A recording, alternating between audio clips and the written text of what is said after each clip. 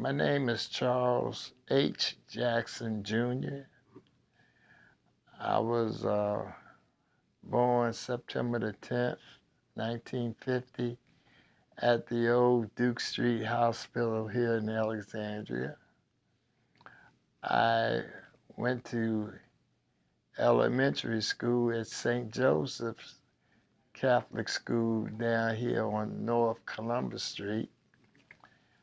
I graduated from George Washington High School in 1969, where I majored in music and in business. Um, the changes that I've seen, well, growing up, majority of these homes around here were black families, except for right down here in this immediate area here, there were white families on the other side of Queen Street and in this block of Columbus Street. But all around, way up into like the 900 block of, we could say Columbus Street, Patrick Street, Henry Street, all of those neighborhoods were black. Um, During that time period, which was in the 50s, it didn't matter much to me, you know?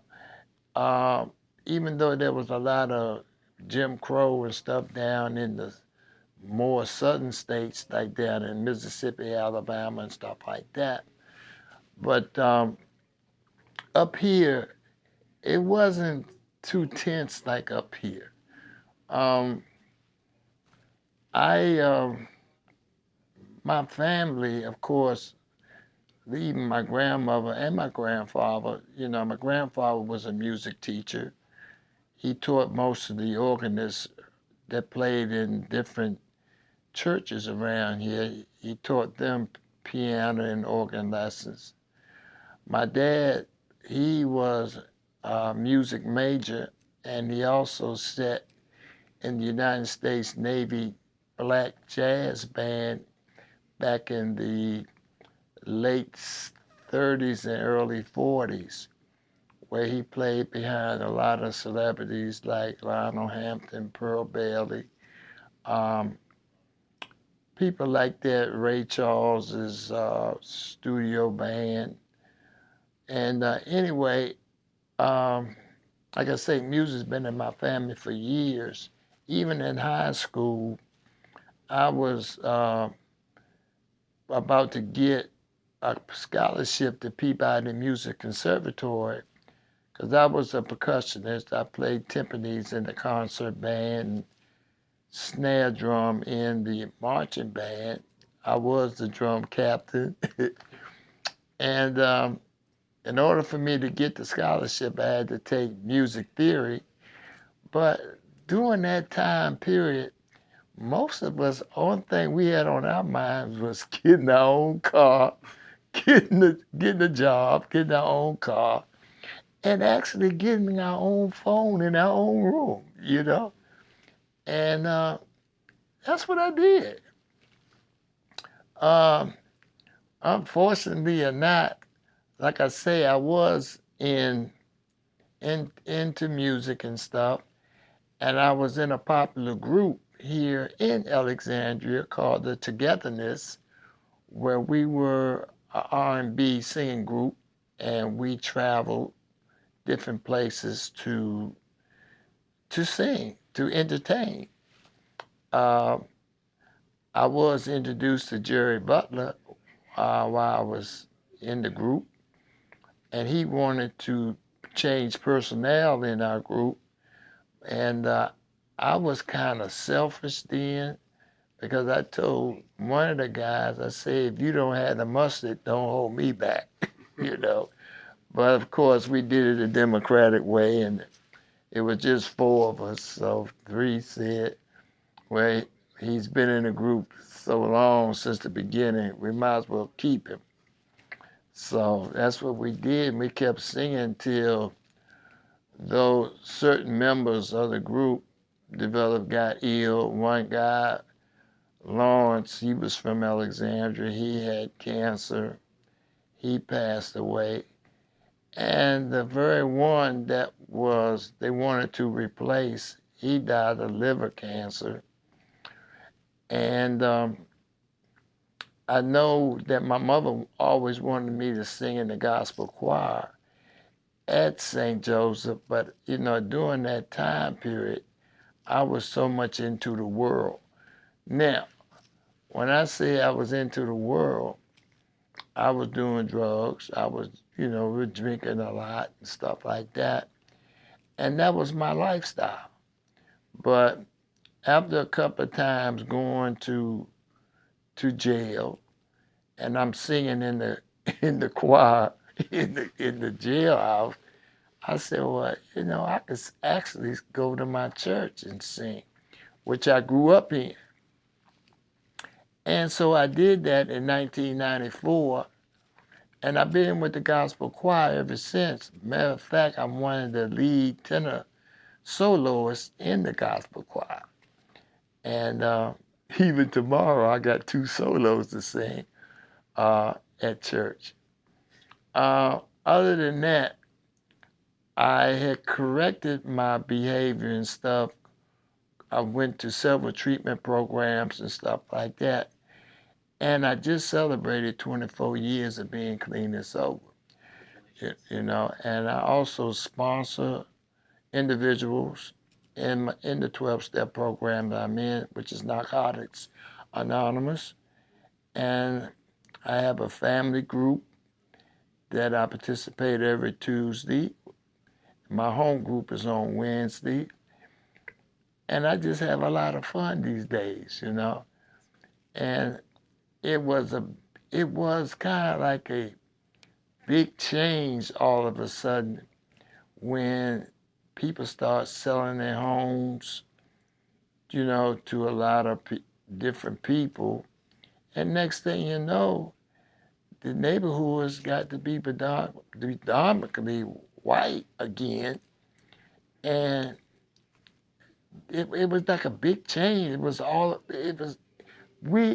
We always heard stories that it was coming, but when it got here, it was kind of like, wow, I didn't ever think it happened this fast. Because, it's kind of different when you were growing up in this city, whereas everybody's parent was your parent too. And different parents in the neighborhood would correct you. And when I say correct you, I mean they would give you a butt whipping and take you home and you got another whooping. Even in schools, they discipline the kids in public school and in Catholic school.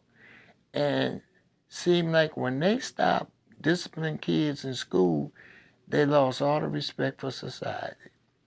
Because when we were coming up, we didn't do a whole lot of cussing in the street. And if we had some mischievous act, we would go in the alleys and do it. It wasn't a whole lot of shootings and stuff like that like it is today. And, we had more or less respect for our elders and for the next human being that we were around. But again, my cousin Frida, me and her more or less like grew up around the same era. She was like a couple of years older than me, but my grandmother, who was her aunt, took care of us, while, after school and stuff like that. But my grandmother took care of me when I was a little baby. And see, like I say, our families were like this. Her grandmother was my grandfather's sister. Frida was raised around the corner here, that way, and I think it was the 300 block of North Alfred Street. And that's when she lost her grandmother, Aunt Fanny. And she moved on Queen Street down with my Aunt Julia, who was my grandfather's sister also. And they lived in that house until Frida's mother, Lorraine, had passed away. But Frida owns the house now anyway. So she rents it out and to some prominent people, and everything's going really well. And she's been very supportive of me in my recovery and stuff. And not so long ago in February, I had to have triple bypass surgery. And it came about where they were just doing tests and it seemed where my arteries were blocked.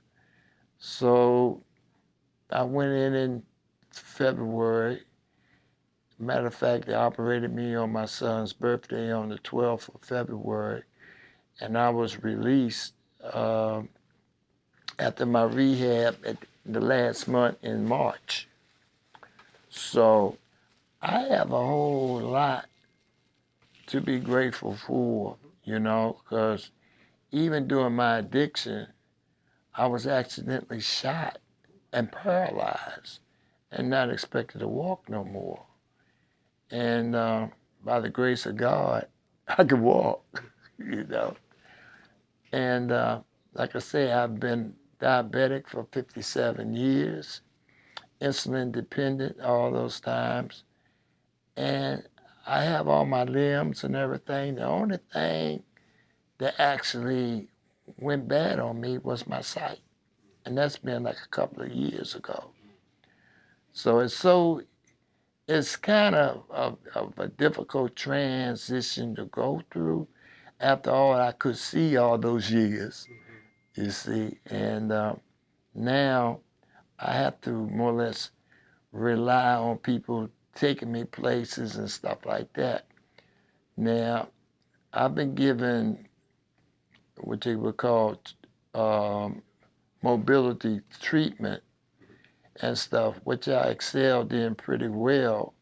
But as far as Braille and stuff like that, I can't do that because of the neuropathy in my fingers and stuff. Most of the time, my fingertips were seen very, very numb-like, and I couldn't really feel like I wanted to feel. So that's just me, I have one son who is 52. I have 4 granddaughters, and I have 2 great-grandchildren. And that's me.